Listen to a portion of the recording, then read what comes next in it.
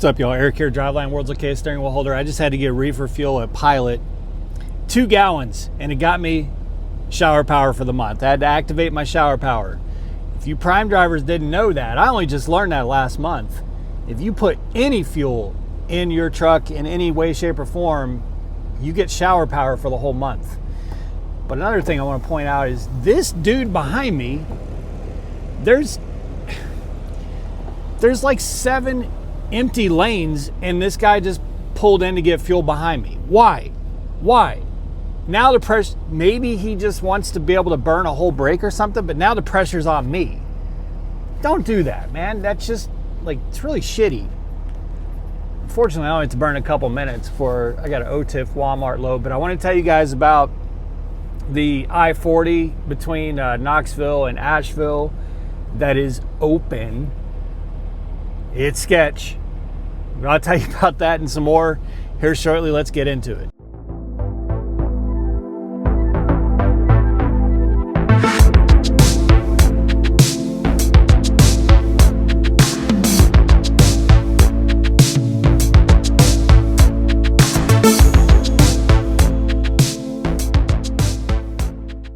All right, dudes, and the one dude at, I think there's like probably three ladies that watch the channel. It's like 99% dudes. First of all, I would like to say I haven't been this close to the door at a Walmart in a long time. I'm in the second door from the driver check-in, whatever you call that stuff. It is currently midnight, and hopefully this goes fast because I've got produce, and I'm really hoping they rip right through this because I already have a pre-plan that is pretty killer. I got a $2,500 800-mile load out of North Carolina, which is not very common. Not very common at all. So I'm gonna get out of here hopefully within a couple hours and then rip over to that 01, drop this trailer, hope that the load is ready a little bit early. If it's ready a little bit early, go ahead and start charging on to the next and get things going. So I'm having a pretty good campaign. Charlie is off to a pretty good start. Now, it wasn't easy. That drive from Springfield over here to North Carolina was a bitch. Oh my God, that was... Thank God this load was heavy as hell because the whole... I think it was like 1,000 miles almost 1,000 miles, and just about the whole 1,000 miles was a battle, mainly with wind. So I had, up until tonight, I only had like 100 miles to drive tonight, but tonight there's a little bit of wind, but nothing remarkable or notable. But the last 2 nights I did like 450 miles a night ish, and the whole 450 miles was under 50 mile per hour wind, so, or gust at least. So you guys, you're all experiencing that. I was able to avoid the bulk of the precipitation until I decided. Now, when I got to Nashville, I made the determination that I was gonna try 40. I was gonna try 40 between Knoxville and Asheville. It's open. I know it's 1 lane. I know everybody's saying use caution, but it was in the middle of the night. I think it was like 3:30 in the morning. And there was snow either way I went. So if I went the little bit longer way up, 81 or whatever it is, then I would have had snow that way. If I went up over the mountain to Asheville, up through the gorge, then I would have had snow that way. So there was really no way to avoid that. So I decided, you know what, I'm going to try this. I'm going to try this 40 thing. I'm going to see what it's all about. Man, let me tell you something. If you're a student and you want to be thrown into the deep end, have your trainer let you drive that 7 mile stretch or whatever it is, that 7 mile stretch where it's 35 miles per hour. In the notes or the alerts, they say 45. It's not. It's 35. 35 through the most vicious part of it.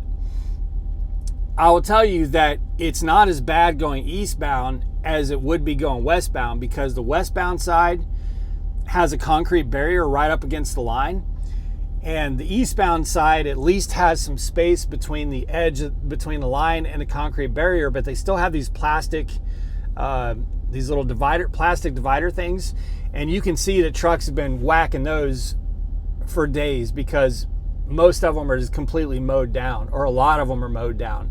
But in the middle between the lanes, they have this big concrete curb, and basically the max width that can go through there is 8.5 feet. I would guess that each lane is probably 9.5 feet, if I had to guess. So you got like half a foot on each side of your truck.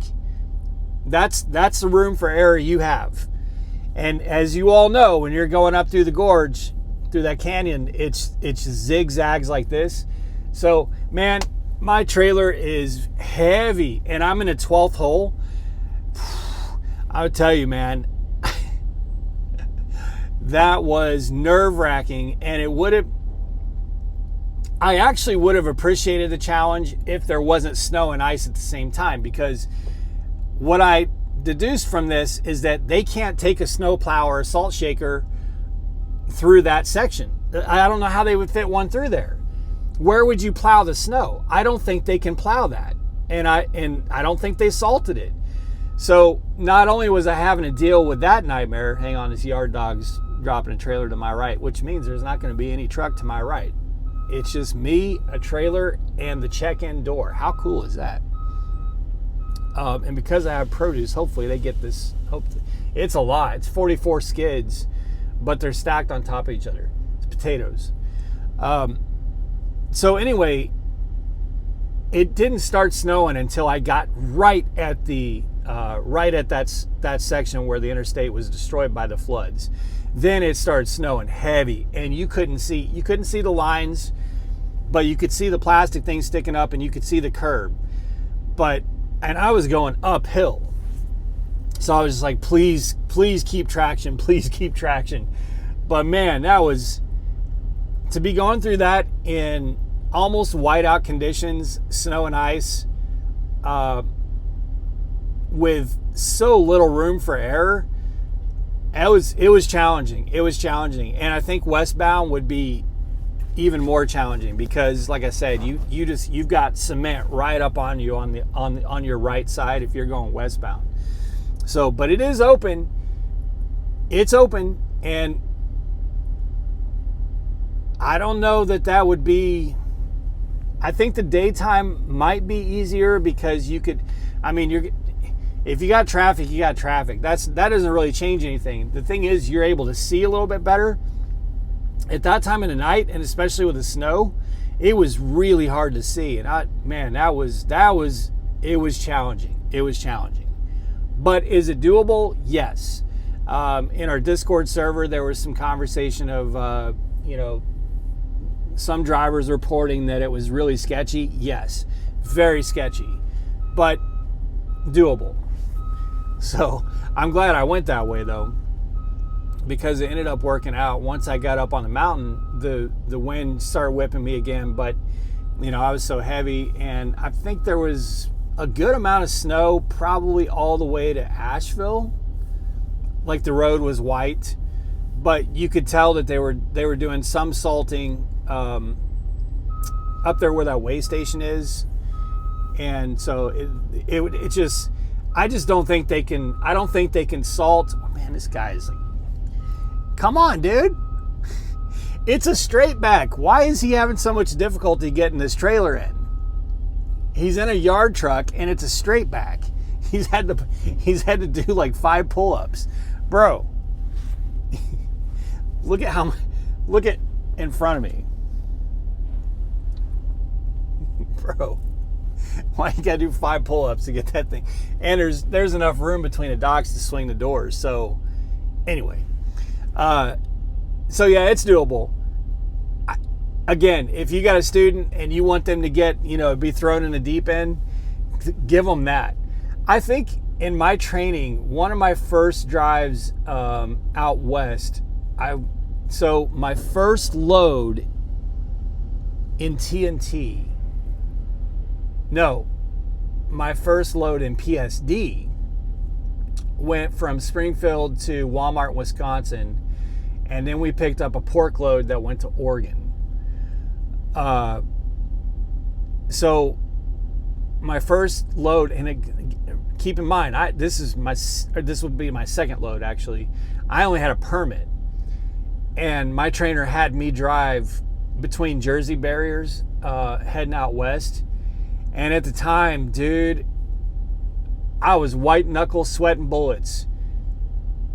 But after the fact, I think I really appreciated it, because then it made driving without any barriers or any obstacles or things like that feel very natural and smooth. So it's kind of like when I upgraded the first load. Jenna was on the truck with me. The first load that we took was a multi-stop load that had 3 stops, and the first 2 stops of that load, the O2 and the O3, were probably the most difficult backs that I've done in my trucking career.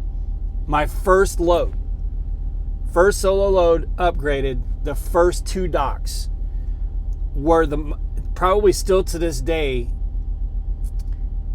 at least top 5. There's one other I can think of in Salt Lake City. We had a high val load that was just, it was remarkable that I was able to back into this. It was insane. But outside of that, I would say they were both restaurant depots, and man,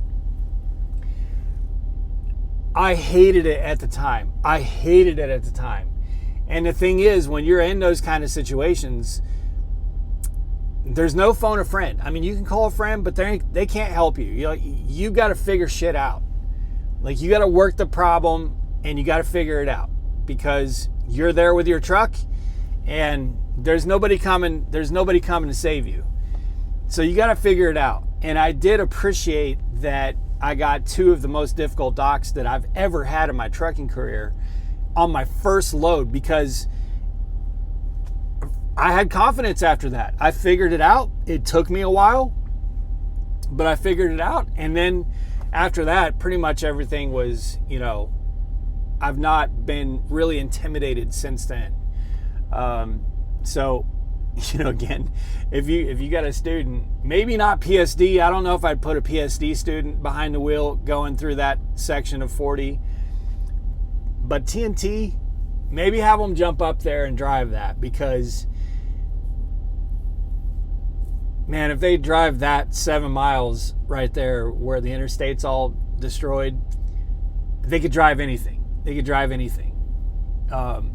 So anyway, I'm glad that's over with. And I've been looking at weather between here and where I'm going next on this pre-plan, and it looks like it's actually going to be pretty calm, which is going to be a nice change of pace, because, dude, that wind, there were a couple times where it like damn near knocked me into the left lane over there coming into Tennessee, and those 55, 60 mile per hour gusts knocked me into the left lane 2 or 3 in the morning. I would prefer that not be the case. So, all right, guys, be safe, make good decisions, always drive to thrive. Talk to y'all soon.